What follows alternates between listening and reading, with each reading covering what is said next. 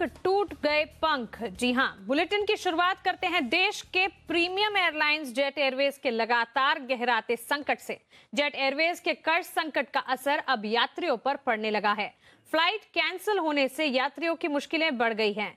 कल शाम jet Airways ने एकाएक सभी विदेशी उड़ानें रद्द करने का ऐलान कर दिया।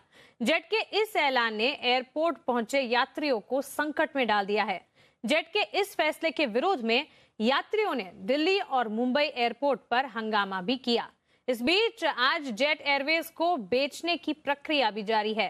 जेट के लिए बोली जमा कराने की आज आखिरी तारीख है। और जेट एयरवेज की फ्लाइट रद्द होने से परेशान यात्रियों का क्या कहना है, आइए जरा सुनते हैं। हम लोगों को कल अगर कॉल सेंटर पे बोल देते, हम लोगों ने उनसे बहुत पूछा कि भाई कॉल सेंटर पे ही आप बता दो कि अगर हो सकता है तो हमारा ये आज का होटल का खर्चा और आज जो हमको 12,000 में फ़्लाइट मिलता था वो अभी 20,000 में लेना पड़ रहा है। तो अगर ये जेट एयरवेज़ के कॉल सेंटर पे शायद इतना क्वालिफाइड स्टाफ नहीं है रात के 2 बजे। टिकट बुक करवाया तो उसका 90,000 रुपया हुआ, 45,000 रुपये की टिकट थी, आज हमको डबल चार्ज करना पड़ा 3 लोगों की वजह से। मेरे 3 लड़के हैं बराबर, तीनों का फीचर इन लोगों के कारण फेल हो रहा है। क्या करे, कोई जवाब देने वाला नहीं है। सरकार को इसके खिलाफ सख्त एक्शन लेना पड़ेगा क्योंकि इतने बहुत लोगों का पैसा जो इसे हो रहा है। आज की तारीख में हमने आज भी नेट पे जब बटन दबाया कि आज हमको जाना है, कल जाना है, तो फिर वापस जेट एयरवेज आ रहा है, उसमें टिकट बिक रही है। तो हम तो बोला कैसे कर सकेगा। छोटे अक्षरों में लिखा है पार्टनर्स और पार्टनर्स और पार्टनर्स, तो आज भी बुकिंग चल रहा है सर। तो वो लोग कल लाइन में खड़े रहेंगे। और सरकार ने स्टेट बैंक का पैसा इनको 1500 करोड़ दिया, उसको कहाँ गया, क्या हुआ उसका, और क्यों स्टेट बैंक उसको पैसा दिया तो फिर ये हालत क्यों है। तो जैसे हमने देखा, यात्रियों का गुस्सा फिलहाल उफान पर है और ये होना लाजमी भी है क्योंकि जिस तरह से वेटिंग टाइम बढ़ता जा रहा है, फ्लाइट्स कैंसिल हो रही है, ये बिल्कुल सही नहीं है। जेट के मैनेजमेंट की सुबह से ही बातचीत चल रही है, सुबह से ही ये बात निकल कर आई। इनफैक्ट कितनी सारी खबरें ऐसी निकल कर आई और जेट एयरवेज ने साथ ही अपने एम्प्लॉयज से बात करने की भी बात रखी और साथ ही जेट एयरवेज के एम्प्लॉयज और पायलट्स मीडिया से बात करेंगे आज ही के दिन, ऐसी भी संभावना जताई जा रही है। चलिए आगे बढ़ते हैं और इसी खबर पर ज्यादा जानकारी के साथ हमारी पूरी टीम, संवाददाता हमारे साथ मौजूद है। सुबोध मेरे साथ जुड़ गए हैं, ये मुंबई एयरपोर्ट से जुड़े हैं, साथ ही समीर हमारे साथ दिल्ली से हैं और ब्रजेश भी हमारे साथ न्यूज रूम से जुड़े हैं जो बताएंगे कि इस मामले में अब लेटेस्ट अपडेट क्या है। सुबोध, सबसे पहले आपसे जानना चाहूंगी, एयरपोर्ट पर इस वक्त जेट के यात्रियों का हाल क्या है? क्या जेट के यात्रियों को उड़ान का कुछ भरोसा एयरलाइंस की तरफ से दिया जा रहा है? देखिए मनसी, मैं आपको बता दूं कि जहां जेट के यात्री जो हैं वो तो परेशान है। जो सुबह आपने देखा ही था कि किस तरह से हंगामा हुआ, किस तरह से लोग परेशान थे अपने गंतव्य स्थान पे पहुंचने के लिए, और लेकिन उनको कोई उसका ऑप्शन नहीं दिया जा रहा था, कोई विकल्प नहीं था उनके पास, जिसकी वजह से वो लोग आखिरकार एक टूटते टूटते कई लोग अपने घर चले गए, कुछ लोग काफ़ी देर रुके रहे। वहीं एक चीज़ और मानसी बता दूं कि एक नई घटनाक्रम जुड़ गया है। जहां जेट के यात्री परेशान थे, अब जेट का जो ग्राउंड स्टाफ है वो भी सामने आ गया है। अभी मैं बता दूं कि इस समय मैं जो मुंबई एयरपोर्ट है उसके नज़दीक ही जो जेट का ऑफिस है, वहां करीब 300 से 400 जो जेट के ग्राउंड स्टाफ के लोग हैं वो आए हुए हैं और वो अपनी यूनियन के नेताओं के साथ आए हुए हैं और उन्होंने यहाँ पर बात करने की कोशिश की है जो मैनेजमेंट है, और वो चाहते हैं कि उनकी बात जो है वो क्लियर हो, जो कम्युनिकेशन है वो हो। इस समय मेरे साथ कुछ जो स्टाफ के ग्राउंड स्टाफ के लोग हैं उनसे भी मैं एक बार आपकी बात कराना चाहूँगा कि क्या आप यहाँ पर आए हैं, हंगामा हुआ है, सारी चीज़ें हैं, क्या आपकी एक्सपेक्टेशन है और क्या आश्वासन आपको दे रहा मैनेजमेंट? हंगामा तो नहीं हुआ है, ये कंपनी हमारी है, हम फैमिली मेम्बर है कंपनी के, हम अपना जो हक है वो जताने आए हैं यहाँ पे। देखिए, जेट एयरवेज हम लोगों को as a family member treat करता है, बट मुझे अभी लग रहा है कि ट्रीट करता है तो सिर्फ कहने के लिए या हकीकत में भी वो पता नहीं, क्योंकि being member of Jet there is no dialogue between management and staff. हम लोगों को सिर्फ एक ईमेल के थ्रू पता चलता है कि अगला स्टेप क्या है। सैलरी हमारी आई नहीं है, वो एक अलग फ्रस्ट्रेशन में स्टाफ लोग चले गए हैं। एक और बात है कि अभी जो मीटिंग चल रही है between our union committee members, हमारे लीडर जो है पावस्कर सर और मैनेजमेंट की, लेकिन कंपनी के सीईओ जो है वो यहाँ पे है नहीं, तो जब आएंगे तब तक हम लोग यहाँ उनका वेट करने वाले हैं।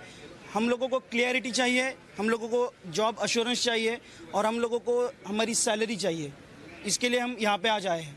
बिल्कुल मंसी, देखा आपने कि यहाँ पर लोगों का यही सबसे बड़ा गुस्सा है कि क्लैरिटी नहीं है।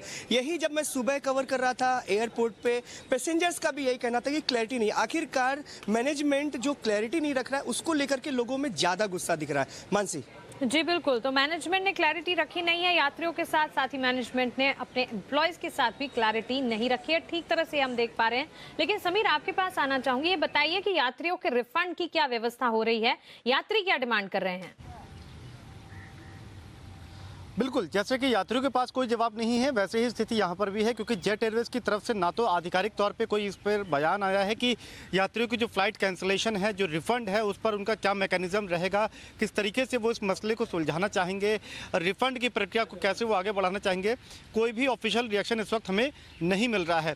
तो हम भी इंतज़ार कर रहे हैं एक तरीके से कि ये सबसे जो जटिल प्रक्रिया है, जो बहुत अहम पहलू है कि अगर फ्लाइट आपकी रद्द होती है तो उसमें मुसाफिर को जो नुकसान होता है आर्थिक रूप से खासकर, उसको वो भरपाई कैसे करेंगे, तो इसका भी कोई ठोस जवाब नहीं है।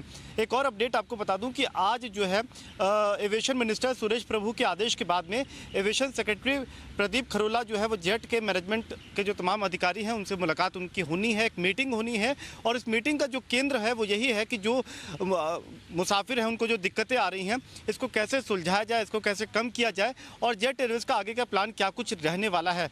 लेकिन इस मीटिंग से जो बहुत कुछ बड़ी राहत की उम्मीद करना यह भी बेमानी होगी, क्योंकि कुल मिलाकर के अगर आप देखें तो जेट एयरवेज फिलहाल 10 से भी कम एयरक्राफ्ट उड़ा रहा है। अपनी कैपेसिटी का वो इस वक्त 1 या 2% इस वक्त वो विमान उड़ा रहा है, यानी कि 9 विमान के आसपास वो ऑपरेट कर रहा है। और इसमें उम्मीद आप खुद ही कर सकते हैं कि कितने मुसाफिरों को वो उनके टिकट के मुताबिक एक जगह से दूसरी जगह पहुंचा पा रहा है, और जो उसका दूसरा पहलू है फ्लाइट कैंसिलेशन का, रिफंड का, वो भी कितना लगातार वो पाइलअप होता जा रहा है, वो बढ़ता जा रहा है, और उस पर भी कोई ऑफिशियल रिएक्शन नहीं मिल पा रहा है। तो सरकार अपनी तरफ से दिखा तो ये रही है कि वो कुछ कर रही है, लेकिन उसका जमीन पे कोई असर हो रहा है ये बिल्कुल स्पष्ट तौर पर नजर नहीं आ रहा है। और जेट एयरवेज भी अपने आपको इस वक्त कुछ ज्यादा मदद कर पाने की स्थिति में महसूस नहीं करता हुआ दिख रहा है। जी समीर, एक बार आपको रोकना चाहूंगी। ब्रजेश, आप क्विकली बताएं, जेट की मुश्किलें लगातार बढ़ रही हैं, ऐसे में जेट की बिक्री को लेकर ताजा अपडेट क्या मिल रही है हमें? आज जो है वो बोलियां लगाने के लिए, जो जिनकी बोलियां लगाने में दिलचस्पी है, उसका आखिरी दिन है। और अगर देखें तो कुल मिला के जो ताज़ा संख्या है वो 5 तक ही सीमित है। और इसमें अभी तक एतिहाद को अगर छोड़ दिया जाए, जो जेट का एक पुराना पार्टनर था, कोई बड़ी एयरलाइन नहीं आई है। 5 में से जितने भी आए हैं वो 4 जो है प्राइवेट इक्विटी फंड टाइप के हैं, जो एक कहें कि लंबे समय तक किसी बिजनेस को चलाने का उनका अनुभव नहीं, उनका मैनेजमेंट नहीं है। तो ये एक और चिंता की बात है। अगर कोई बड़ी एयरलाइन आती और वो दिलचस्पी दिखाती तो बात समझ में भी आती कि कहीं शायद बहुत अच्छी दिशा में ये जो पूरी प्रोसेस है वो जा रही है। ले देकर कुल मिलाकर एतिहाद की बोली आई है, एतिहाद ने दिलचस्पी दिखाई है। लेकिन अगर ये हो अगर शायद मियाद अगर और भी बढ़ाई जाए तो हो सकता है कि कुछ और एयरलाइंस दिखाएं, लेकिन अभी तक के हिसाब से बोली को लेकर अभी कोई बहुत अच्छा रिस्पांस अगर कहें तो वो नहीं दिख रहा है। क्योंकि जब तक कोई एयरलाइन नहीं आएगी जो इस बिज़नेस को समझती है, तो किसी प्राइवेट इक्विटी फंड के भरोसे वो बहुत ज़्यादा हिस्सा भी नहीं लेंगे, और वो बहुत लंबे समय के निवेशक भी नहीं होंगे। वो खाली अपना एयरलाइन को देखेंगे कि कब वो मुनाफे में आए, लौटे और मुनाफा कमा कर निकल जाए। जी बिल्कुल। ब्रजेश, सुबोध और समीर, तमाम जानकारी के लिए, इस डिटेल के साथ हमारे साथ बातचीत करने के लिए, हमारे साथ जुड़ने के लिए आपका शुक्रिया।